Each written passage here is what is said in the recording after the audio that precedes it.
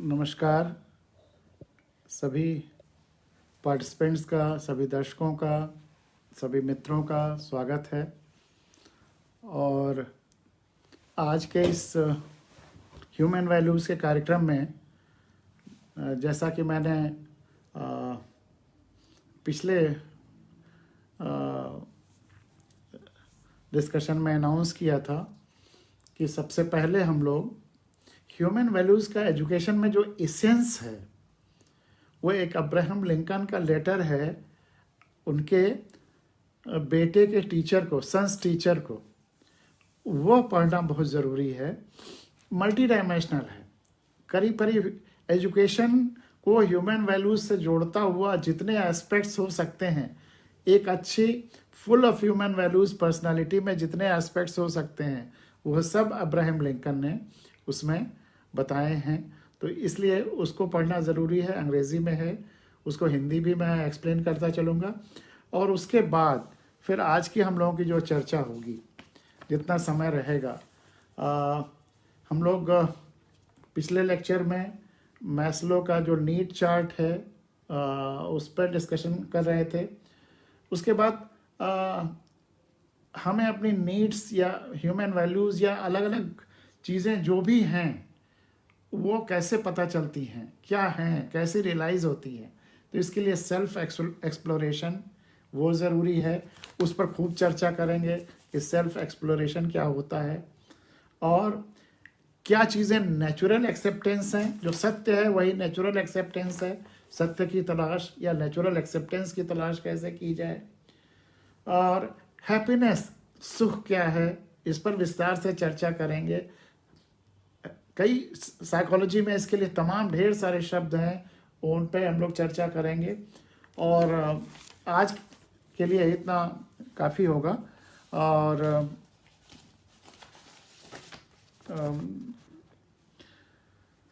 सुख, उसको साइकोलॉजी में प्लेजर भी कहते हैं।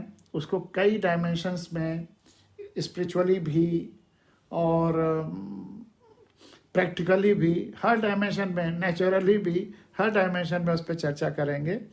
तो सबसे पहले अब्राहम लिंकन का वो जो लेटर है टू हिज सन्स टीचर, उस पर चर्चा किया जाए। एक एक शब्द, एक एक लाइन अद्भुत है।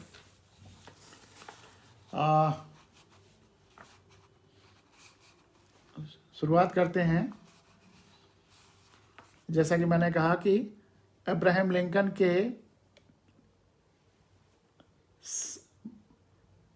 जो बेटा है उसके टीचर को ये खत लिखा है अब्राहम लिंकन ने। बहुत मशहूर है ये खत, और इसमें कितने तरह के डायमेंशंस एजुकेशन में हैं और सब ह्यूमन वैल्यूज़ और एथिक्स से जुड़े हुए हैं। और सारा सेल्फ एक्सप्लोरेशन भी है, हैप्पीनेस भी है। जो जो डायमेंशंस हम लोग अभी डिस्कस करने जाएंगे सब इसमें शामिल हैं। इसलिए मुझे इच्छा हुई कि आपके सामने इस पर चर्चा किया जाए। अद्भुत है।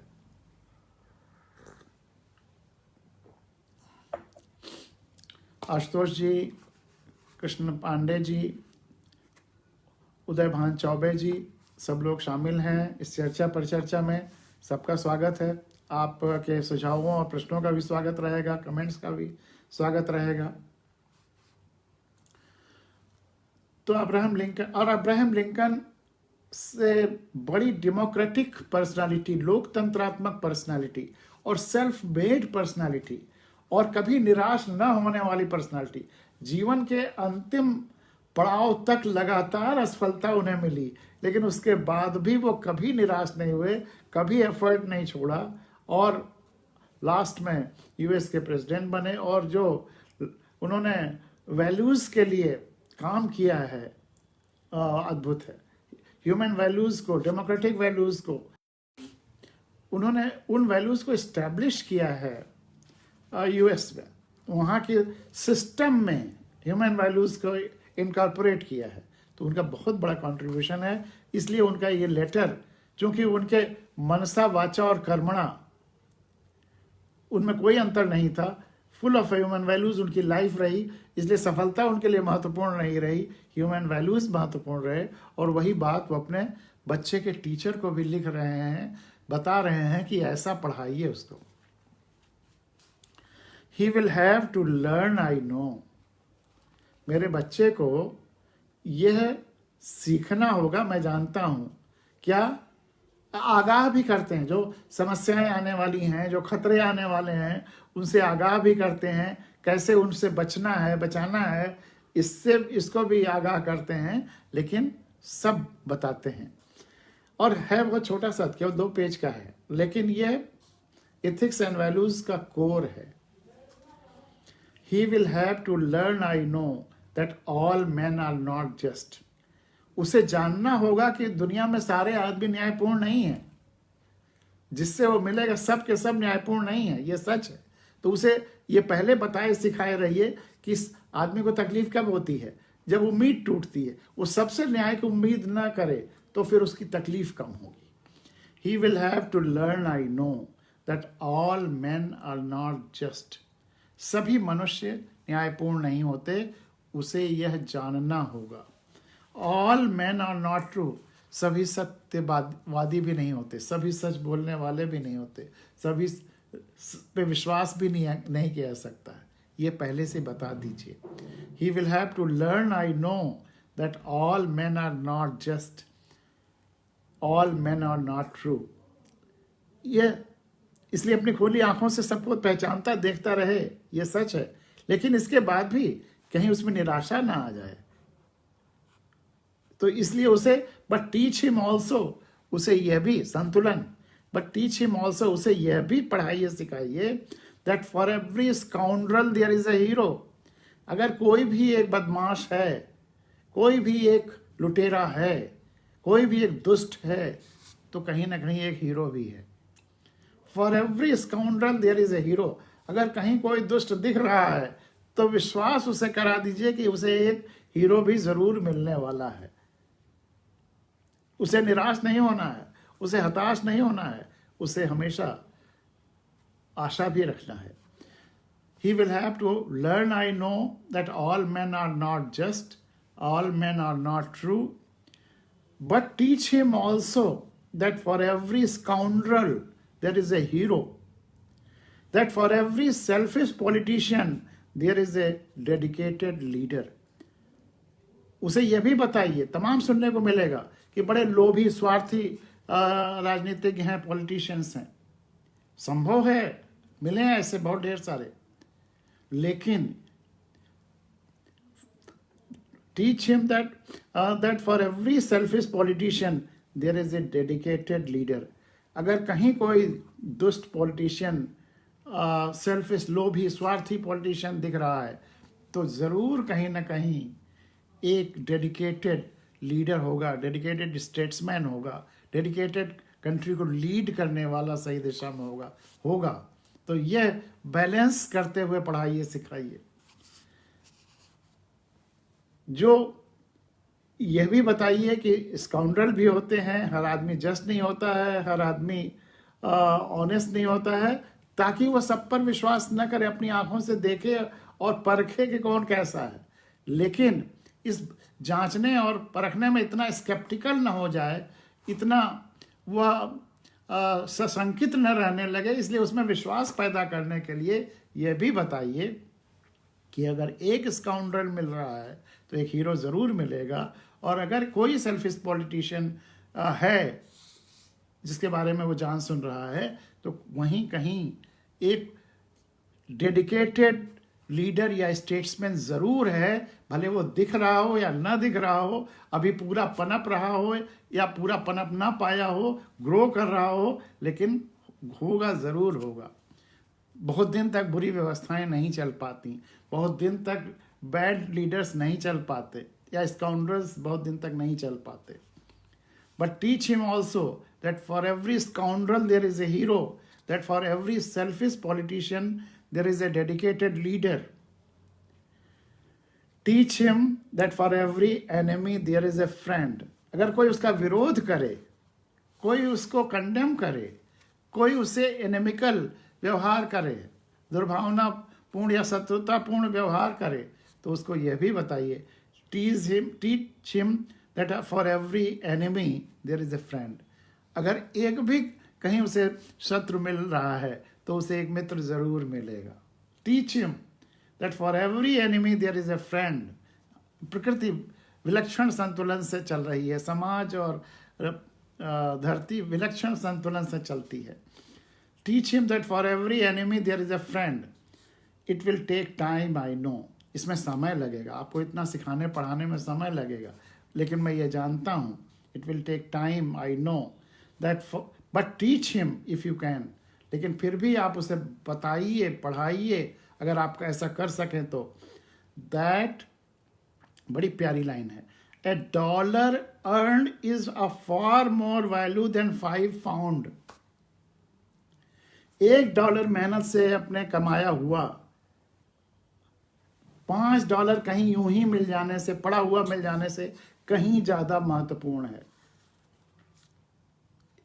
इसमें अरिथमेटिक नहीं चलती कि 5 1 से बड़ा है। अगर मेहनत से कमाया हुआ 1 है और यूं ही पड़ा हुआ 5 है तो यह 1 5 से बड़ा है। ये सिखाइए उसे, बताइए इससे बड़ा मॉरल, ह्यूमन वैल्यूज और एथिक्स कहाँ मिलेगा।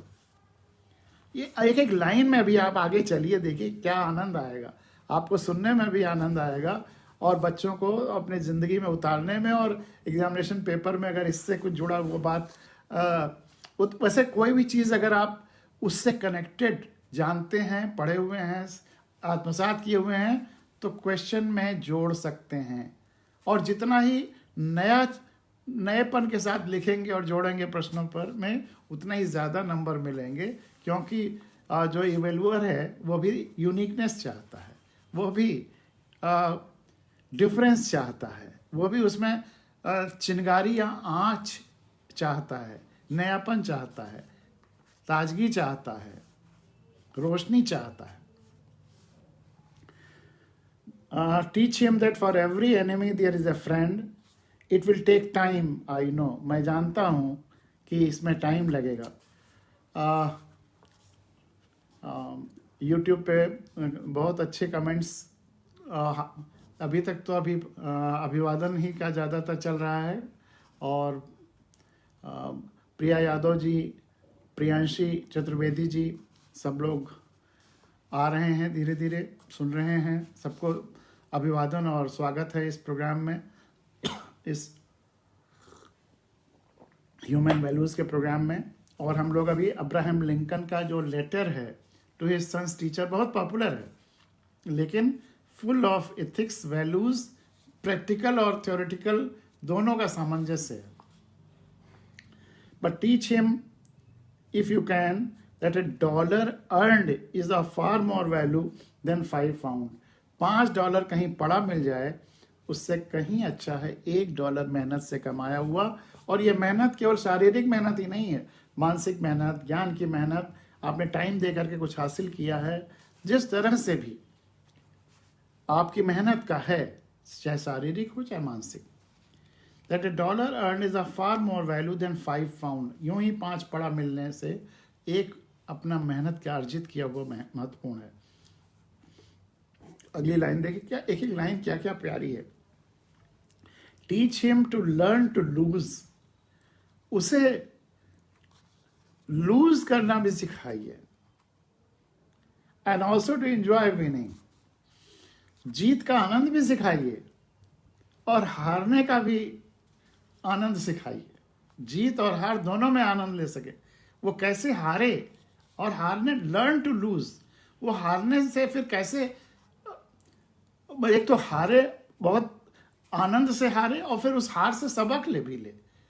तो teach him to learn to lose, दोनों अर्थों में, कि जो लूज करना नहीं सीखेगा वो जीतना नहीं सीख सकता। तो लर्न टू लूज, और उसका मेंटल बैलेंस बना रहे जीत हारने के बाद भी, बट उससे सीखे, ताकि अगली। अब्राहम लिंकन तो जिंदगी भर हारते रहे और उसके बाद भी उनका मेंटल बैलेंस भी बना रहा, और अमेरिका के प्रेसिडेंट, हाईएस्ट पोस्ट जो वर्ल्ड की हो सकती है, वहां तक पहुंचे। और अद्भुत, मतलब उनसे अच्छा प्रेसिडेंट भी यूएस में कोई नहीं हुआ। तो यह है, teach him to learn to lose, उसे हारना कैसे है वो भी सिखाइए और जीत का आनंद लेना भी सिखाइए। विन विन विन प्रिंसिपल, उस पर फिर गौर करिएगा कि आप दरअसल जब विन अपने जीत की बात करते हैं तो वह एब्सोल्यूट आपका स्वार्थ, आपका खुशी, आपका एंजॉयमेंट या आपका प्लेजर या आपका जो भी है। लेकिन जब आप विन विन सामने वाले का भी विन चाहने लगते हैं तो आप थोड़ा हारने को तैयार हो जाते हैं। तब आप भी अपने को थोड़ा सा अपनी जीत को कम करते हैं और सामने वाला भी अपने थोड़ा जीत को कम करता है। जीत को कम करना, हार की एक वैरायटी ये भी है। और जब विन विन विन पे काम करने लगते हैं तो दो लोग जो आपस में इंटरेक्ट करते हैं, व्यवहार करते हैं, दोनों अपने जीत को थोड़ा थोड़ा कम करते हैं और उसको बाकी जो धरती पर जो कुछ है उसमें बांटते हैं। तो हार और जीत का ये रिश्ता समझना ही है उसको। Teach him to learn to lose. जब एकदम एब्सोल्यूट जीत की जगह पे हम विन विन जीत जीत करने लगते हैं तो थोड़ा लूज करना सीखते हैं, थोड़ा कम फायदे में रहना सीखते हैं, थोड़ा कम जीत से बैलेंस करना सीखते हैं। तो वो सिखाइए कि कभी कभी अब एब्सोल्यूटली खुद अपनी जीत का महत्वपूर्ण नहीं है, सबको जीत सिखाना होगा। और इस पर मेरी ये गजल का एक शेर भी याद आ गया।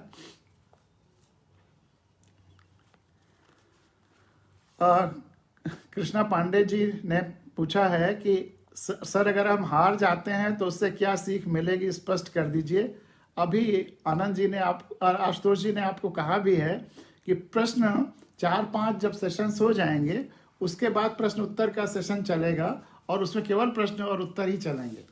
और जहाँ तक आप हार जाते हैं तो क्या सीख मिलती है, इसमें अलग अलग डायमेंशंस में अलग अलग फिर सीख मिलती है। तो इस पर बड़े विस्तार से चर्चा की ज़रूरत है, पूरा एक दिन। तो इसलिए यहाँ संक्षेप में तो इस पर चर्चा के साथ न्याय नहीं होगा।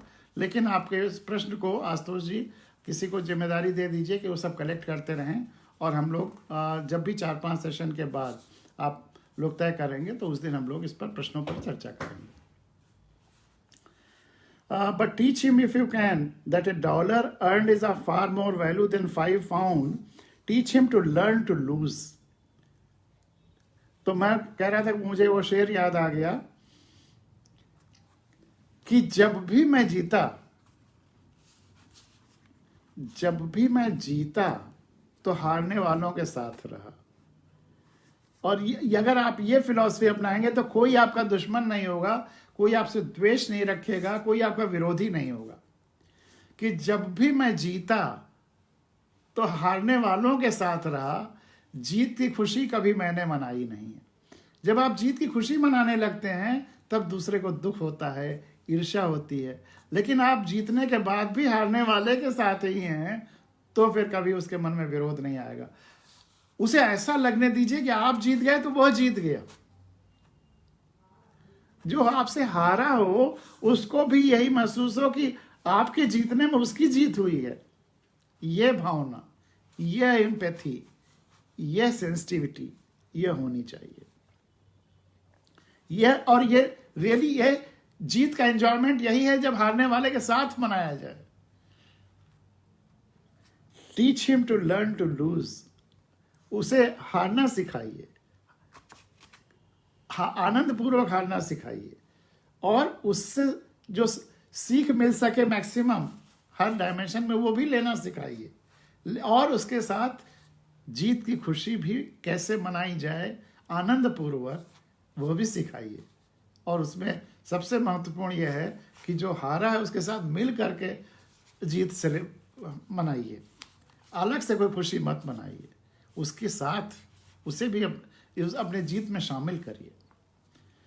Steer him away from envy if you can. Steer him away from envy if you can. ईर्ष्या से उसको दूर रखिए, द्वेष से उसे दूर रखिए। हमारे बच्चे में ईर्ष्या और द्वेष ना आए, ईर्ष्या और द्वेष से उसे दूर रखिए। Steer him away from envy, envy ईर्ष्या और द्वेष से उससे दूर रखिए, जलन से उससे दूर रखिए। Teach him the secret of quite laughter, चुपचाप कैसे हंसा जाता है ये सिखाइए, इसका सीक्रेट सिखाइए कि हमेशा यूं ही खुश रह करके चुपचाप हंस सके, ये इसका आनंद लेना भी सिखाइए। हैप्पीनेस के अलग अलग डायमेंशंस भी अब्राहम लिंकन ने इसमें चर्चा किए हैं। Steer him away from envy if you can. Teach him the secret of quiet laughter. चुपचाप की हंसी, चुपचाप की मुस्कान। Let him learn early that bullies are easiest to lick. शुरुआत में ही उसे इस पर विश्वास करा दीजिए, इसको सिखा दीजिए कि bullies are easiest to lick, जो बहुत गुंडे बदमाश दिखते हैं यह सबसे पहले धूल चाटते हैं, ये सबसे डरपोक और कायर होते हैं, इसलिए ये अपना बुरीपन दिखाने की कोशिश करते हैं। अंदर से ये सबसे कमजोर और सबसे डरपोक और कायर हैं। Teach him learn early that bullies are the easiest to lick. वो सबसे पहले धूल चाटते हैं, जो बुलीज हैं, जो एक दूसरे को डराने धमकाने वाले इस तरह के हैं, जो वाकई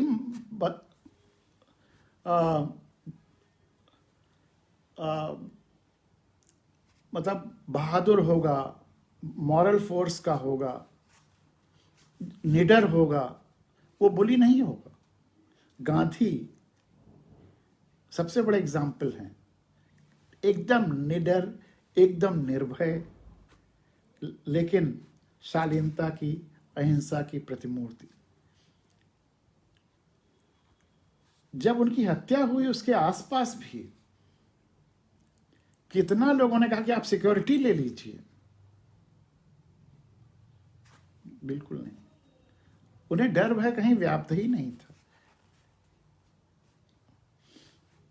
तो let him learn early that the bullies are the easiest to lick. जो बुलीज हैं, जो दूसरी को बुलडोज करना चाहते हैं, डराना धमकाना चाहते हैं, दरअसल ये अंदर से सबसे ज्यादा डरे हुए प्राणी हैं। बुलीज आर इजिएस्ट टू लिक, तो सबसे पहले धूल चाटेंगे वही। Teach him if you can the wonders of books, बच्चे को सिखाइए वंडर्स ऑफ बुक्स, किताबों की दुनिया की wonders. But also give him quiet time to ponder the eternal mystery of the birds in the sky, bees in the sun, and flowers on a green hillside. And flowers on a green hillside. Wonder of books में कोई ज़रूरी नहीं कि उस ज़माने में किताबें थी तो उन्होंने किताबें लिखा। आजकल किताबें ई बुक्स में हैं, ऑनलाइन हैं, गूगल पे हैं, तो वह सब भी उसमें शामिल हैं। आप उसको मत सोचिए कि बुक्स का मतलब बुक्स ही, जो मॉडर्न उसके स्वरूप बदलते रहते हैं उनको उसी रूप में स्वीकार करना होगा हमको। Teach him if you can the wonders of books, but also give him quiet time to ponder the eternal mystery of the birds in the sky. Eternal mystery, eternal mystery, eternal जो mystery है, आनंद है, स्वप्नलोक है, चिड़ियाँ, उड़ती हुई चिड़ियों का आसमान में, बीज, मधुमक्खियों और तितलियों का सूर्य के धूप में इधर उधर उड़ना, and flowers on A Green hill side, चाहे ग्रीन हिल साइड में हो या नॉर्मल प्लेन्स में फ्लावर्स, आप कहीं जा रहे हों, किसी यात्रा में जा रहे हों और आप मौसम में देखिए कि सरसों की लहलहाती फसल, क्या दृश्य है, क्या उससे आपको आनंद मिल सकता है अगर आप उस पर ध्यान दें, तो वहाँ पर ध्यान देने की ज़रूरत है। Let him learn early that the bullies are the easiest to lick. Teach him if you can the wonders of books, but also give him time to ponder, उसको इतना समय भी होना चाहिए कि वो इस पे सोचे, इस पे विचार करे, इस पे ध्यान दे या इस पे फोकस करे। Eternal mystery of the birds in the sky, हमेशा ये मिस्टीरियस लाइक चिड़ियाँ इतनी कैसे हल्की हो जाती हैं कि हल्के हल्के पंखों से इतना उड़ जाती हैं और हजारों किलोमीटर आ जाती हैं। तो eternal mystery of birds in the sky, बीज इन द सन और and flowers on A Green hill side in a school.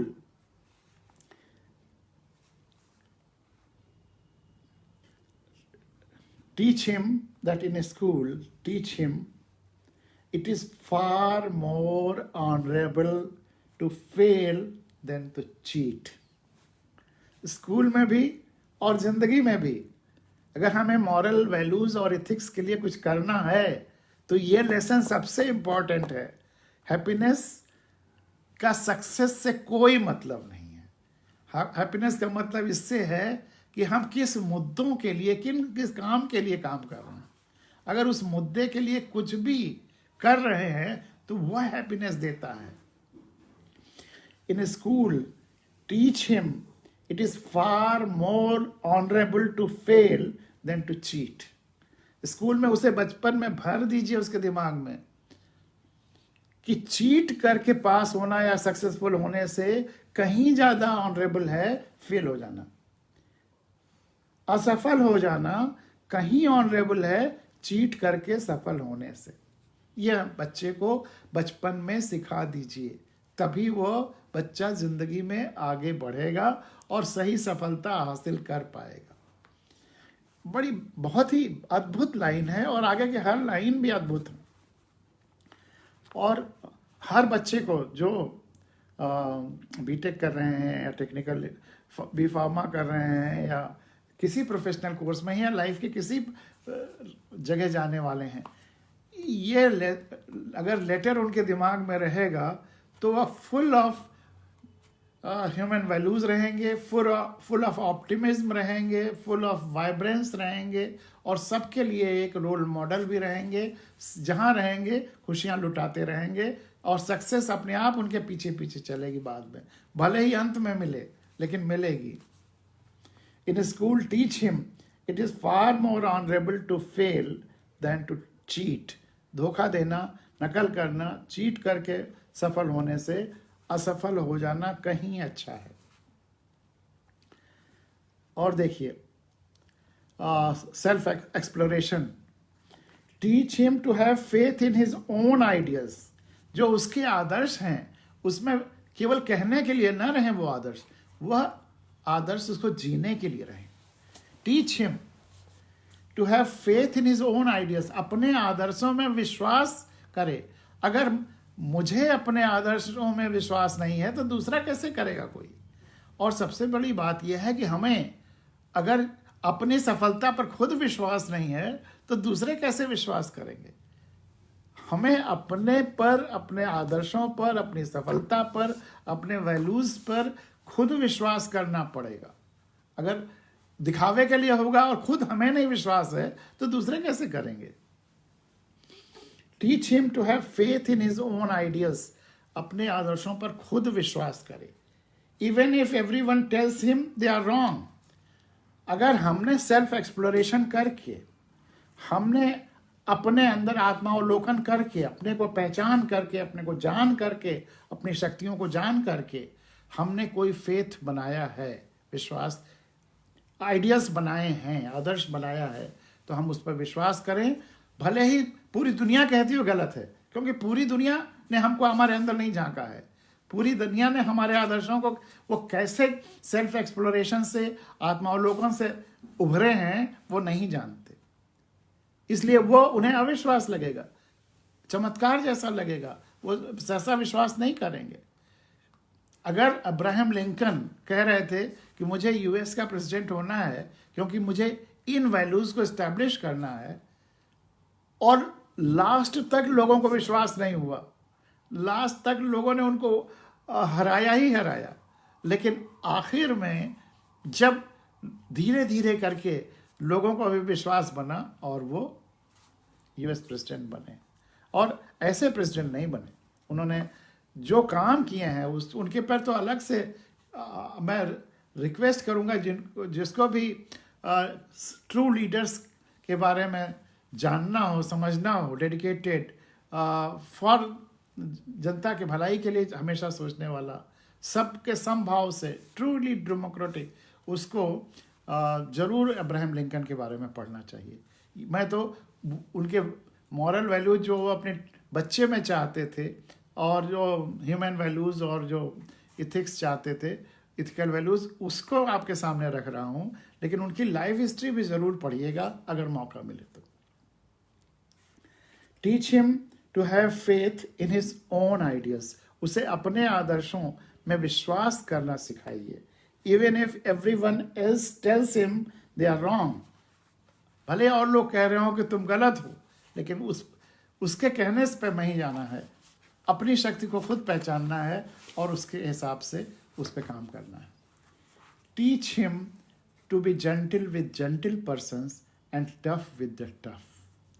कोई आपको एकदम टेकन फॉर ग्रांटेड न ले ले, इसके लिए ज़रूरी है कि teach him to be gentle with gentle persons, और जो जेंटल हों उनके साथ सौम्यता के साथ, जेंटलनेस के साथ व्यवहार करे। लेकिन जो टफ हों, दबाना चाहें तो दबना भी नहीं है, टफ के साथ tough.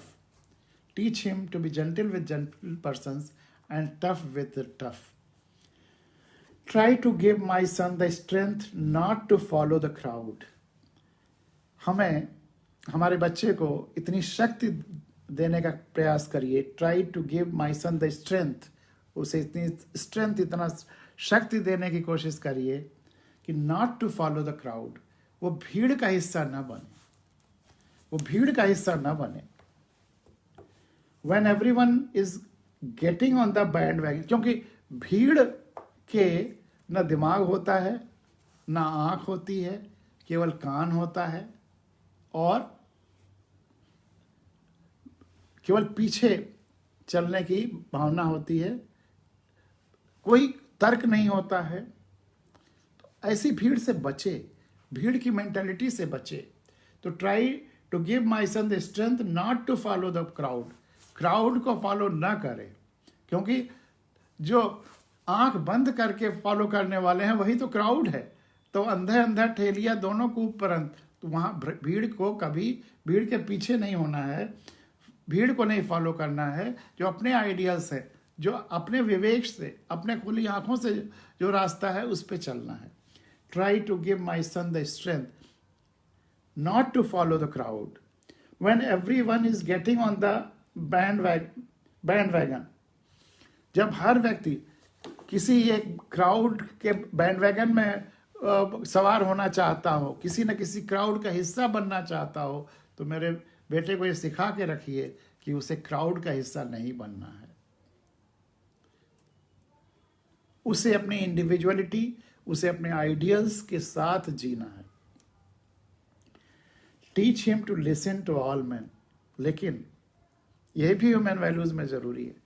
Teach him to listen to all man, सबको सुनना है। ऐसा नहीं है कि न सुने, सबको सुनना है, सबको जानने पहचानने के लिए और दुनिया को जानने पहचानने के लिए, और सबकी क्या किसकी क्या समस्याएं हैं वो भी जानने पहचानने के लिए, और अपनी सेंसिटिविटी के विस्तार के लिए भी जरूरी है कि सबको सुना जाए। तो teach him to listen to all man, सबको सुने। मैंने भी अपनी जिंदगी में चाहे जहाँ, चाहे जिस जगह, जिस पोस्ट पे भी रहा या अन्यथा भी, हर व्यक्ति को जो भी मुझसे मिलने आया है सुना है, उचित समय दिया है, वेट नहीं कराया है। कोशिश यही रही ढेर सारे लोग एक साथ आ जाएं तो उनको सबको बुला करके वो कहते थे कि आपको जिसको पर्सनली डिस्कस करना चाहें वो रुक जाइए, इन सब लोगों से जिनके कॉमन प्रॉब्लम्स उनसे पहले डिस्कस कर लें, उसके बाद फिर अलग अलग करके सबको सुना है। और यह मैंने खुद तय किया है, मेरा कोई स्टाफ या नीचे का ऑर्डरली या उसने उसको यह अधिकार नहीं दिया कि तुम कहो कि साहब व्यस्त हैं। मैंने हमेशा कहा कि जो भी आए तुरंत मुझे सूचना मिले, मैं तुरंत बुलाऊंगा, और अगर नहीं बुला पाया, कोई और दूसरा काम चल रहा है, तो बुला के इतना तो कह सकता हूँ कि देखिए मैं व्यस्त हूँ, आप चाहें तो थोड़ा इंतजार कर लें, अन्यथा थोड़े समय बाद आप दूसरा कोई समय ले लें। किसी को वेट नहीं कराया, सबको सुना, और साथ ही टेलीफोन हमेशा सबका उठाया है। और अगर नहीं उठा पाया व्यस्तता की वजह से, जैसे ये प्रोग्राम चल रहा है, फ़ोन किसी का आ रहा है, नहीं उठा पाऊंगा, तो फिर उसको कॉल बैक करूंगा। जहां भी किसी वजह से नहीं उठा पाया तो कॉल बैक करना। यह आपको भी हमेशा, अगर ह्यूमन वैल्यूज़ अपने में रखना है तो करना पड़ेगा। मैं तो यहाँ तक कहता हूँ कि अगर आप केवल, बहुत सारे हमारे कोलीग्स हैं या बहुत लोगों को मैं देख रहा हूँ कि केवल वही नंबर्स उठाते हैं जो नोन नंबर्स हैं, अननोन नंबर्स नहीं उठाते हैं। अगर वो अननोन नंबर्स नहीं उठाते हैं और ईश्वर भी उनको कभी फ़ोन करे, तो जाहिर सा है अननोन नंबर से ही फ़ोन करेगा, तो नहीं उठाएंगे। तो नोन नंबर से ही केवल संपर्क रखना और अननोन नंबर को न उठाना एक तरह से अपने से ईश्वर को काट देना है। डिविनिटी से हमारा कनेक्टिविटी यूं ही खत्म हो गई अगर हमने अननोन नंबर्स उठाने बंद कर दिए। तो इसलिए वही बात कह रहे हैं, teach him to listen to all man, सबको सुनना है। लेकिन सबको सुनने का मतलब ये नहीं कि उसको सबको सच मान ले या उस पर एक्शन तुरंत लेना शुरू कर देना है। But teach him also to filter all ears, जो भी सुने उसको फिल्टर करे। फिल्टर किसका हो? On a screen of truth, सत्य की कसौटी पर उसको कसे, सत्य के फिल्टर से उसे कसे। तो but teach him also to filter all hears, जो भी वो सुनता है बच्चा, वह सच की कसौटी के आधार पर उसको सही गलत समझने का उसमें क्षमता विकसित हो। ये सही कह रहे हैं, ये गलत कह रहे हैं, गलत के भुलावे में ना आ जाए, हमेशा सत्य समझे और सत्य के आधार पर ही एक्शन ले। But teach him also to filter all he hears on a screen of truth, सत्य के आधार पर। तो ह्यूमन वैल्यूज और एथिक्स का जो मेन स्तंभ है वह भी ट्रुथ ही है, search of truth and truth. तो वही ट्रुथ का फिल्टर ही अब्राहम लिंकन भी अपने बच्चे के लिए टीचर को कह रहे हैं कि but teach him also to filter all he, जो भी सुनता है, on a screen of truth and take only the good that comes through, और सारे संवादों में जो ज़रूरी है उतना ही अपने साथ ले, और जो अनट्रुथ है उसको अलग कर दे, जो यूजलेस है उसको अलग कर दे।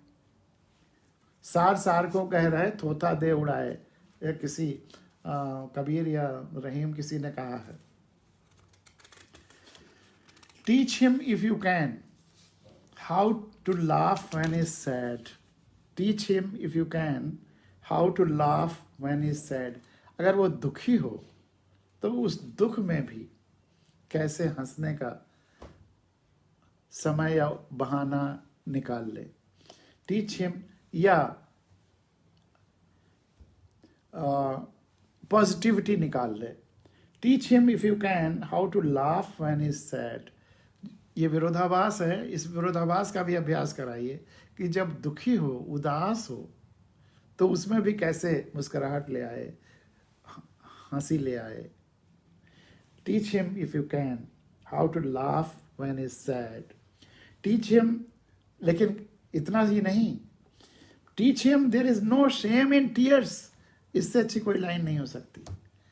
आंसू अगर आ रहे हैं तो आने दें। बहुत लोग सोचते हैं कि हमारे आंखों में आंसू देख के लोग चौंक जाएंगे, अरे इतना बड़ा आदमी और ये रो रहा है। There is no shame in tears. आप ह्यूमन बीइंग हैं, ह्यूमन बीइंग में जो भी इमोशंस हैं उनको बहने दीजिए। अगर आंसू आते हैं तो आने दीजिए, तभी दूसरे भी महसूस का, दूसरे क्या महसूस करते हैं इंपॉर्टेंट है ही नहीं, आप रिलैक्स होंगे। अगर आंसू आ रहे हैं और बहने दीजिए तो आप ही अपने को एक बेहतर इंसान मानेंगे, समझेंगे। नाटकीयता की ज़रूरत नहीं है कि आंसू आ रहे हैं और हम नाटक वो आंसू दबा ले जाएं, नहीं, बिल्कुल सहज रूप में बहने दीजिए। और वहाँ जो उन्होंने कहा है कि how to laugh when is sad, वह नाटक के रूप में नहीं, वो नेचुरल, क्या अपने सैडनेस को कन्वर्ट, निगेटिविटी को पॉजिटिविटी में कैसे कन्वर्ट करें, वहाँ है। लेकिन अगर आंसू आ रहे हैं, वो बॉडीली एक एक्सप्रेशन है, तो उसको होने दें, उसमें कोई शेम की बात नहीं है। Teach him if you can, acting और नेचुरलनेस, वो सिलेबस में भी है, नेचुरल एक्सेप्टेंस। तो अगर आंसू आ रहे हैं तो उसको नेचुरली एक्सेप्ट करिए, आपके सिलेबस में है कि natural acceptance. Teach him if you can how to laugh when is sad, teach him there is no shame in tears. इसको बच्चे के मन में बिल्कुल भर दीजिए कि आंसुओं से कोई परहेज नहीं, कोई शेम नहीं, आंसुओं से कोई शर्म नहीं, आंसू बहते हैं तो बहने दीजिए। Teach him there is no shame in tears. अब अगली लाइन बहुत महत्वपूर्ण है। Teach him to scoff at cynics, teach him to scoff at cynics. मैंने कहा कि हमने जो जो बता रहा हूं उसके साथ साथ संतुलन भी बहुत महत्वपूर्ण गुण है। हमने कहा कि हर फोन उठाना, सबसे मिलना, ये जरूरी है, लेकिन आपके पास समय सीमित है, यह भी जानना जरूरी है। आपका समय का सदुपयोग हो, एक एक सेकंड कीमती है, एक एक सेकंड की कीमत समझनी है। ह्यूमन वैल्यूज और एथिक्स तभी आप कर पाएंगे जब अपने टाइम को मैनेज करेंगे। अगर आप टाइम को मिसमैनेज कर गए तो कुछ नहीं हो पाएगा।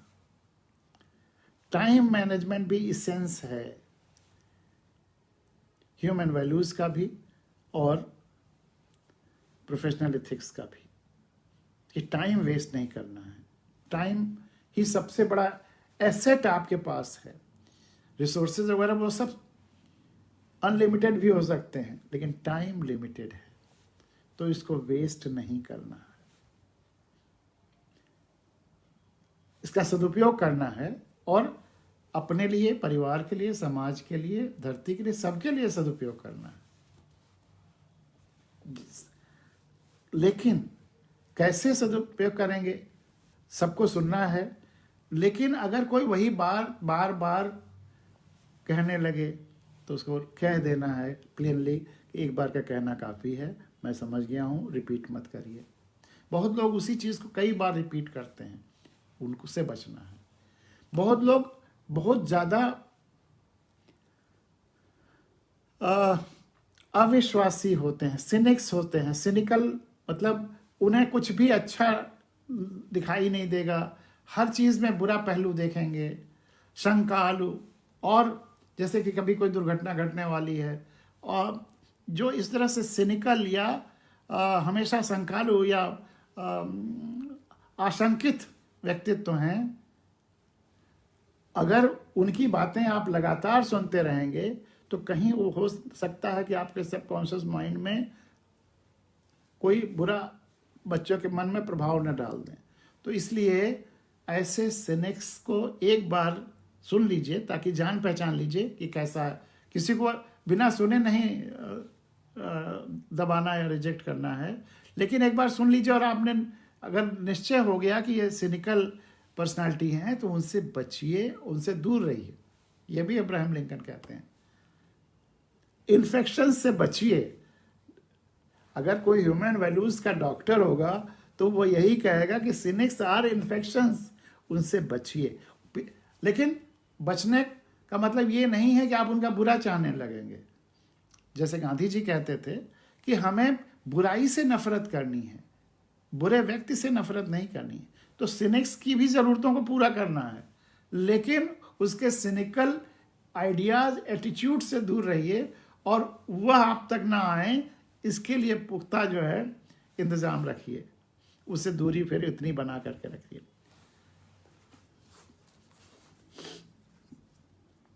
तो मतलब इतने डायमेंशंस हैं और इस लेटर के। Teach him if you can how to laugh when is sad, teach him there is no shame in tears, teach him to scoff at cynics, जो बहुत इस तरह के संकालु हैं, सिनिकल हैं और हमेशा सशंकित हैं और वही चीज़ बार बार रिपीट करते हैं, उनसे दूरी बना करके भी रखे। लेकिन इसका मतलब ये नहीं कि उनका बुरा चाहे, उनकी भी ज़रूरतों को अगर कोई हो सकता है तो पूरा भी कर दे अगर अपने वश में है तो। Teach him to scoff at cynics, और एक और बड़ी प्यारी बात साथ में कह रहे हैं, and be aware of too much sweetness. अगर कोई बहुत ज़्यादा मीठी मीठी बातें कर रहा है, बहुत ज़्यादा चाटुकारिता कह रहा है, ऐसी बातें जो हमेशा आपको खुश रखने के लिए ही बोल रहा है हमेशा, तो ऐसी मिठास, ऐसी चाटुकारिता, इससे बचे। Teach him to but be aware of too much sweetness, और बहुत ज़्यादा मिठास। अगर वह सत्य कह रहा है तो स्वीकार है, लेकिन अगर वह केवल इतनी मिठास केवल इसलिए हमको बेवकूफ़ बनाना चाह रहा है, या हमारा लाभ लेना चाह रहा है, या हमें एक भ्रमजाल में फंसाने की कोशिश कर रहा है, तो उसके इस टू मच स्वीटनेस से, बहुत मिठास से बचने की भी ज़रूरत है, वो भी सिखाइए।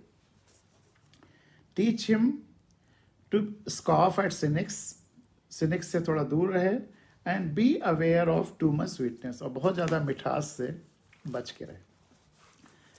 अब अगली लाइनें फिर बहुत अच्छी हैं, सभी लाइनें अच्छी हैं, किसको कहें नहीं अच्छी हैं। Teach him to sell his brawn and brain to the highest bidders. अब इस लाइन से आप चौंक भी सकते हैं, लेकिन अब्राहम लिंकन कह रहे हैं और बहुत ठोस रूप में कह रहे हैं। Teach him to sell his brawn and brain to the highest bidder. Brawn क्या होता है? मेहनत, और ब्रेन मस्तिष्क की शक्ति। जो उसकी मस्तिष्क की शक्ति है और जो उसकी मेहनत है, उसको उसका मैक्सिमम कीमत जो मिल सकता है वो ले। Teach him to sell his brawn and brain to the highest bidders. उसकी जो वैल्यू मैक्सिमम कोई दे सकता है उसे ले, क्योंकि अगर उसकी वैल्यू उसी के हाथ में रहने देगा तो वो पता नहीं कैसा इस्तेमाल करे।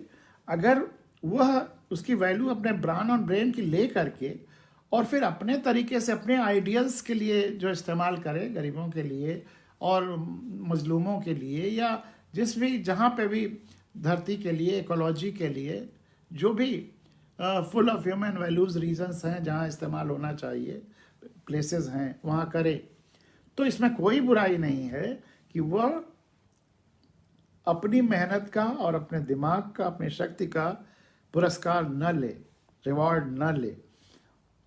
Teach him to sell his brawn, and बड़े प्लेन एंड सिंपल टर्म में कह दिया है अब्राहम लिंकन ने।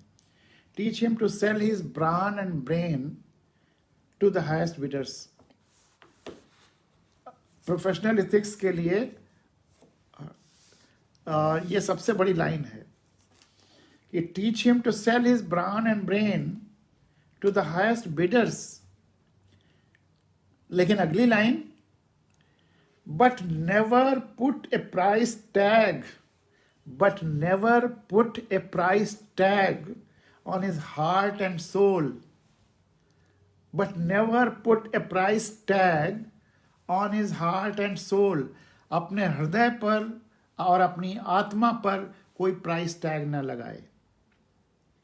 अगर आप आर्किटेक्ट हैं, आप इंजीनियर हैं, आप प्रोफेशन में हैं और किसी गरीब आदमी को कोई ज़रूरत है, आप फार्मासिस्ट हैं या कहीं भी हैं और उसको दवा की ज़रूरत है, उसके पास कुछ नहीं है, तो आपका प्रोफेशनल एथिक्स यही कहता है, आपका हार्ट और सोल पे अगर प्राइस टैग नहीं लगाया हुआ है तो आपने जहाँ से अर्न किया है और कहीं से, उसमें से उसको दे देंगे, उससे चार्ज नहीं लेंगे जो नहीं दे सकता, लेकिन उस व्यक्ति को बचाने की कोशिश करेंगे।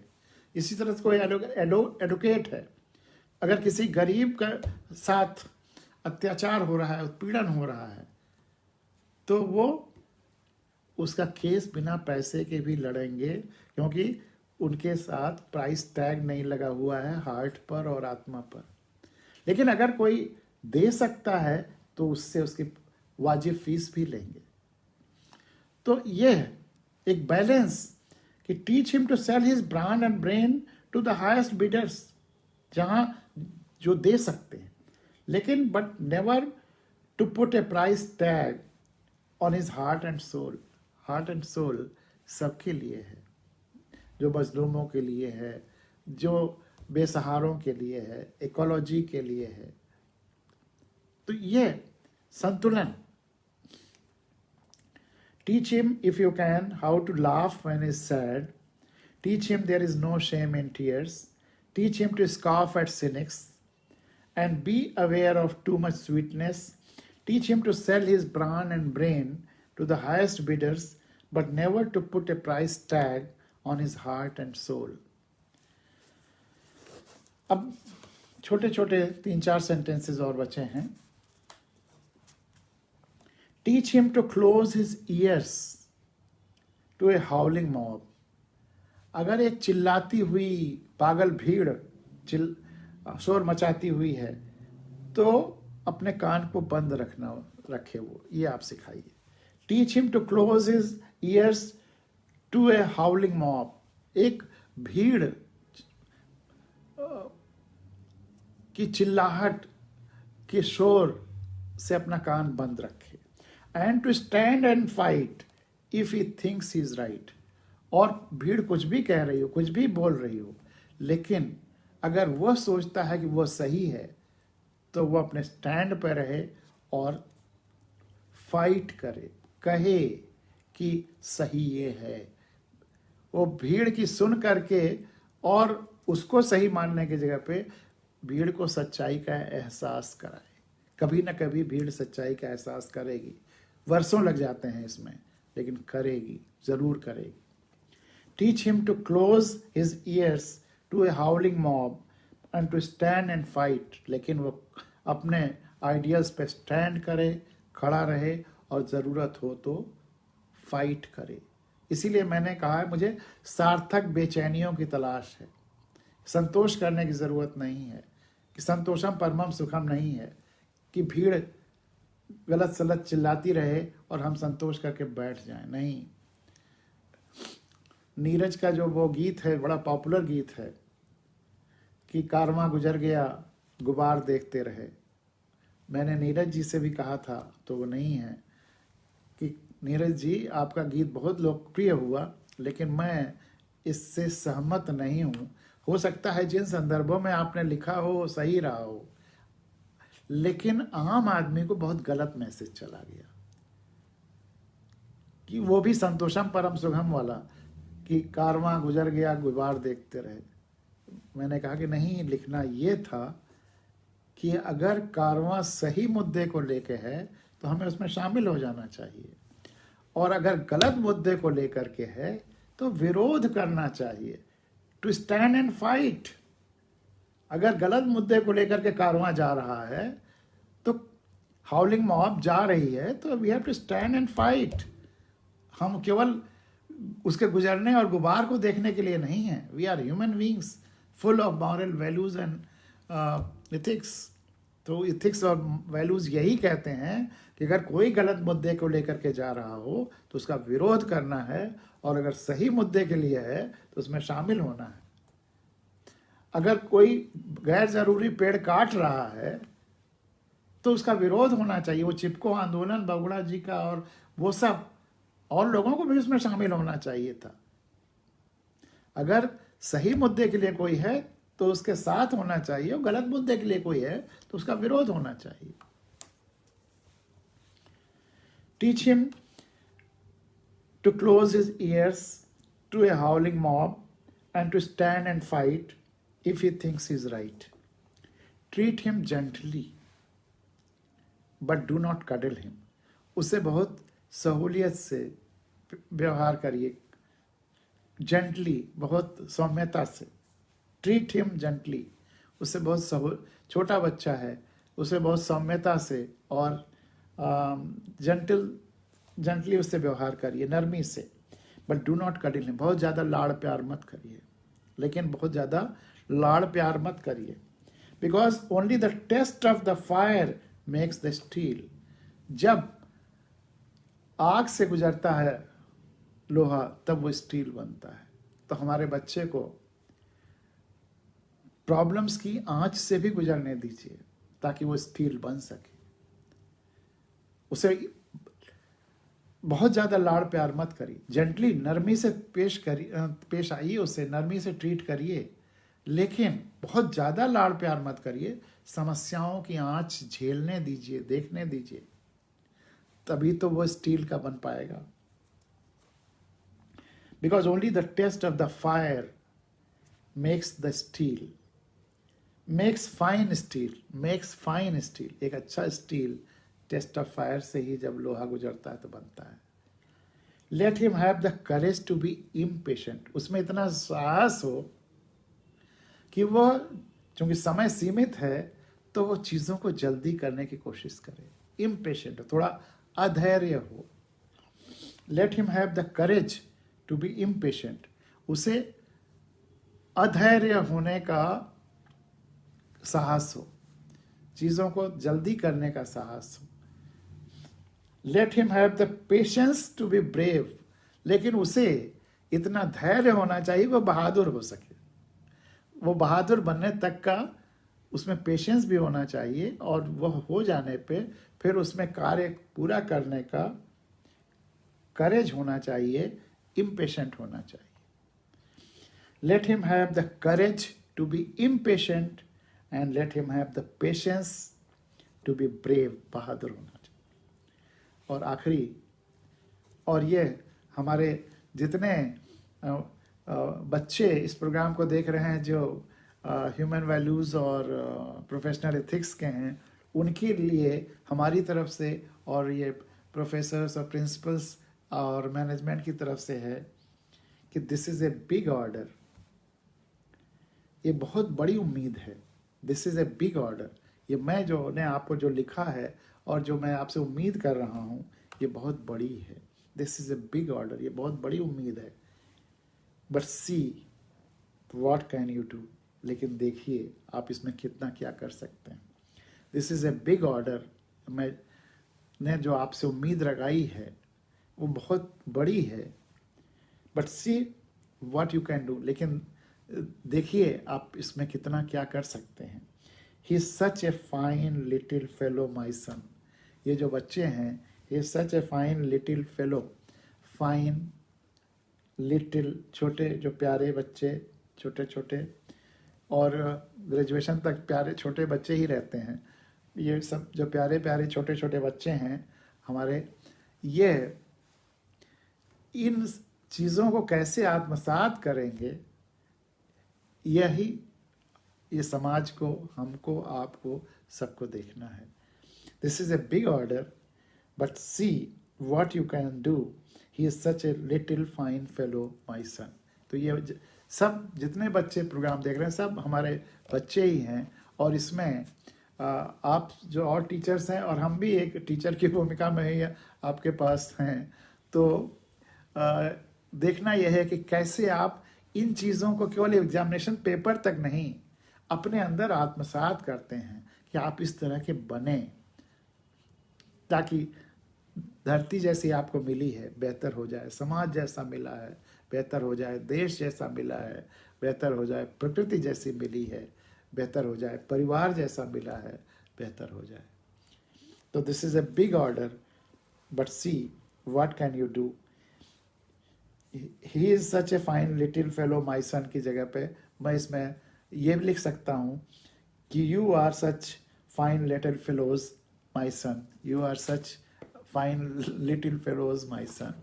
तो ये अब्राहम लिंकन का लेटर था जो अपने बच्चे के टीचर को उन्होंने लिखा है, और एक एक लाइन ध्यान देने की है, अद्भुत है। तो आज 1 घंटे का पूरा ही हो गया, बस 1 मिनट बाकी है, तो इसलिए आज समाप्त करते हैं। सुख के बारे में पिछले जो लेक्चर था उसमें भी मैंने कहा था कि आप लोग सब सोचिएगा कि प्लेजर क्या है, सुख क्या है, हैप्पीनेस क्या है, और इस पर विस्तार से चर्चा करेंगे। लेकिन कई बिंदु हो सकते हैं, इमीडिएट सुख या लॉन्ग टर्म कंटिन्यूअस हैप्पीनेस भी है उसमें आपके सिलेबस में। तो instant happiness and continuous happiness. फिर सुख के 2 डायमेंशंस हो सकते हैं, और गीता पे इसमें काफी चर्चा है, कर्म और फल। कर्म करते समय सुख मिल रहा है या फल में सुख मिल रहा है, कर्म और फल के सुखों का क्या रिश्ता है। ये बहुत सारे डायमेंशंस है सुख के, और सब डायमेंशंस पे चर्चा करना चाहेंगे। एक पूरा घंटा पीरियड सुख पर हम लोग रखें, जिसमें कि ये सब चीज़ें अगर बेसिक कॉन्सेप्ट्स अगर क्लियर हो जाएंगे तो आप 10-15 लेक्चर के बाद भी कोई भी सवाल आएगा आपके एथिक्स एंड वैल्यूज पे तो आप लिख ले जाएंगे, इतना निश्चित जानिए। कोर इश्यूज को एक्सपेंड बस करना होता है, अपने अनुभवों को जोड़ते हुए, इधर उधर की जो कहानियां भी आपने पढ़ी हुई हैं रेलिवेंट हैं उनको जोड़ते हुए बहुत अच्छा आप लिख पाएंगे। तो इसलिए ये सब कॉन्सेप्ट्स आपके दिमाग में चले जाना चाहिए। और गीता के 36, 37, 38, 18वें अध्याय के 3 श्लोक हैं, वो बहुत महत्वपूर्ण है और वो सुख से संबंधित है।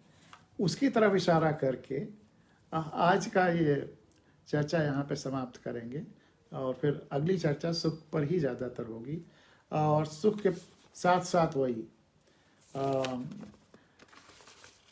सेल्फ एक्सप्लोरेशन, क्योंकि सेल्फ एक्सप्लोरेशन ही मुख्य है, जो हम सेल्फ एक्सप्लोरेशन के बाद भी सुख की तलाश जारी कर सकते हैं। कहाँ कहाँ सुख मिलना है, कैसे मिलना है, ये कॉन्टिन्यूअस कैसे होना है, और सुख कब दुख में बदल सकता है, बहुत सारे डायमेंशंस हैं।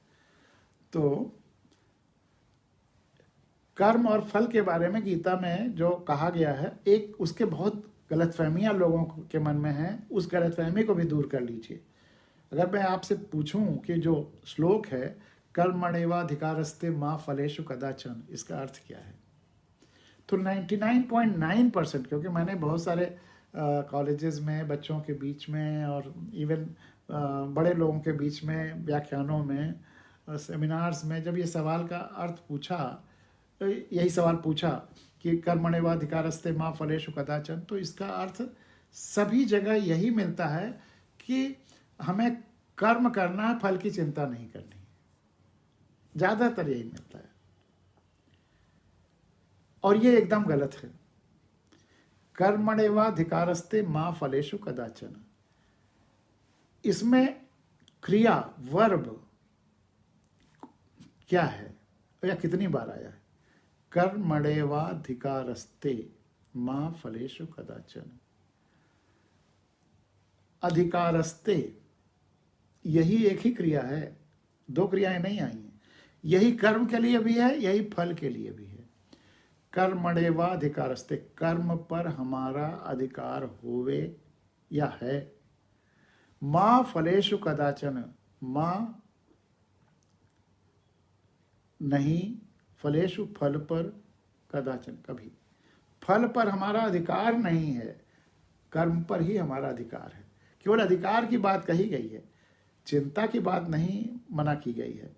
चिंता कर सकते हैं, विचार कर सकते हैं, ध्यान कर सकते हैं, सोच सकते हैं, कहीं कोई रुकावट नहीं है, क्योंकि अगर फल का विचार ही नहीं करेंगे तो मोटिवेशन ही नहीं आएगा। और इसमें हम लोग अगले लेक्चर में मोटिवेशन पर भी काफ़ी चर्चा करेंगे।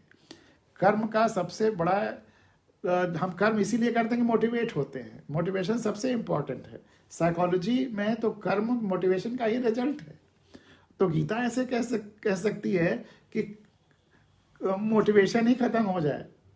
अगर ऐसी बात गीता में होती तो गीता फिर इतनी पॉपुलर नहीं होती। तो इसलिए वहाँ कहीं कोई निषेध नहीं है चिंता पर, विचार पर, मोटिवेशन पर, अट्रैक्ट होने पर फल की तरफ, कहीं कोई विरोध नहीं। केवल यही कहा गया है कि कर्म पर हमारा अधिकार हुए, फल पर कभी नहीं। कैसे? अगर आप एग्जामिनेशन पेपर लिखते हैं तो वो उस पर आपका अधिकार है, लेकिन आप इस चिंता के साथ, इस फल के साथ कर सकते हैं कि हमें ज़्यादा नंबर मिले, कोई बुराई नहीं। हाँ, लेकिन अधिकार नहीं कर सकते आप कि कितना नंबर मिले। आप इवेल्यूअर के पास चाकू लेकर के जा कर के उससे ये नहीं कह सकते इतने नंबर दो। पहले ज़माने में तो ये भी होता था कि जो वही बुलीज जो हैं वो जाके टीचर्स को जाकर धमकाते थे इतना नंबर दो, नहीं तो चाकू लेके उसके डेस्क पे। वो सब भी जमाने हम लोगों ने देखे हैं। वो नहीं है, अधिकार आपका फल पर नहीं है, लेकिन फल के बारे में सोचिए, फल के बारे में आशा रखिए, वह सब ठीक है, कहीं कोई गड़बड़ी नहीं। और इसी को और अच्छे तरीके से 18वें अध्याय में गीता के श्लोक 36, 37, 38 में आप जाकर के देखिए तो आपको अद्भुत आनंद आएगा। वहां पे वर्गीकरण किया गया है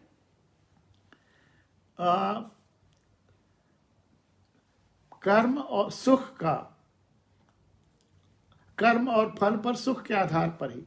कुछ काम करने में बहुत सुख हो, लेकिन उसका फल बहुत विषैला हो, दुखदाई हो। करने में बहुत आनंद आए और फल बहुत दुखी करने वाला हो, तो वहां पर परिभाषा दी है, यह तामस कर्म है। कर्म की परिभाषा ही दी गई सुख के आधार पे कि करने में बहुत सुख है और परिणाम में बहुत दुखद है, तो वह तामस है। फल के आधार पर ही वर्गीकरण किया गया।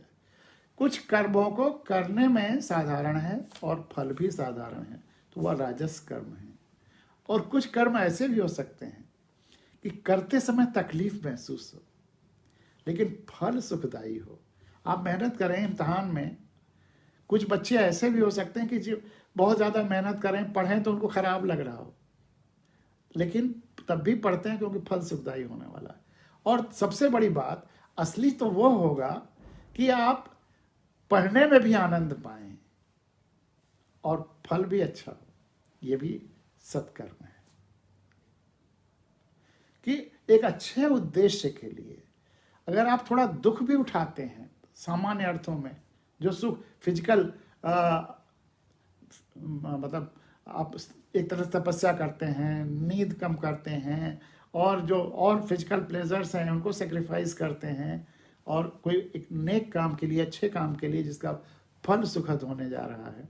तो कर्म करते समय भले ही आप शरीर के लिए कुछ परेशानी हो, दुख हो, समय पे खाना का टाइम है फिर भी आप पढ़े जा रहे हैं, अब जितनी नींद आनी चाहिए उतना नहीं, जितना आराम मिलना चाहिए वो नहीं, क्योंकि एक तरह से शरीर को जो आप तपस्या कर रहे हैं वह करते समय भले उतना ज़्यादा शरीर को प्लेजेंट ना लगे, प्लेजेंट ना मिल रहा हो, लेकिन उसका जो सुख है, फल अगर अच्छा है, फल सुखदायी है, तो वह भी आपको सुख ही, सत कर्म या सुख ही माना जाएगा।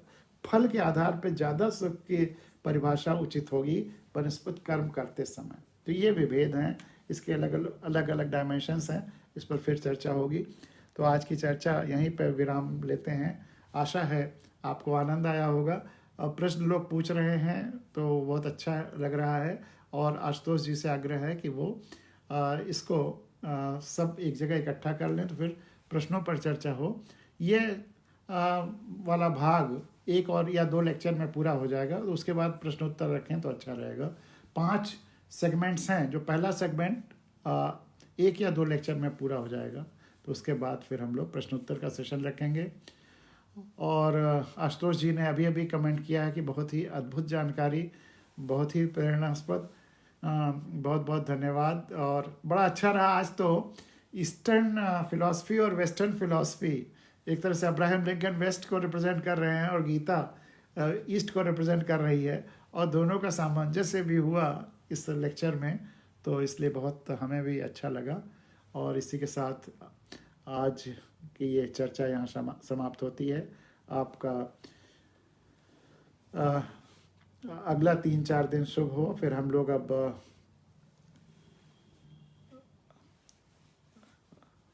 थर्सडे को मिलेंगे। 3 दिन के लिए शुभकामनाएं। ढेर सारी। नए साल के आगमन की तैयारी कर रहे हैं हम लोग, तो आपके नए साल की ये पूर्व संध्या या पूर्व सप्ताह बहुत बहुत सुखद हो, और नए साल के नए रेजोल्यूशंस आप लें, और ह्यूमन वैल्यूज़ और एथिक्स उसमें काफ़ी शामिल हों, यही ईश्वर से प्रार्थना है। और ओमिक्रॉन के बारे में जो इतना चर्चा चल रही है, ईश्वर करे कि ये बस यूं ही आए और निकल जाए, इसका कोई किसी पे नुकसान ना हो, इसी की कामना के साथ आज की चर्चा फिर यहाँ पर हम लोग विराम लेते हैं। बहुत बहुत धन्यवाद।